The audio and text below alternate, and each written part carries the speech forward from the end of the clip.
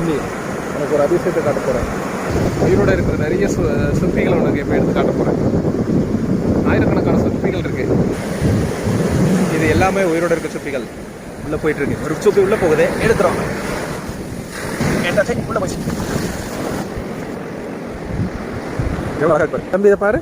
ஐந்தா அப்படி உயிரோட சிற்பி. உயிரோட சிற்பியை முறை தொட்டு பார்க்குறியா?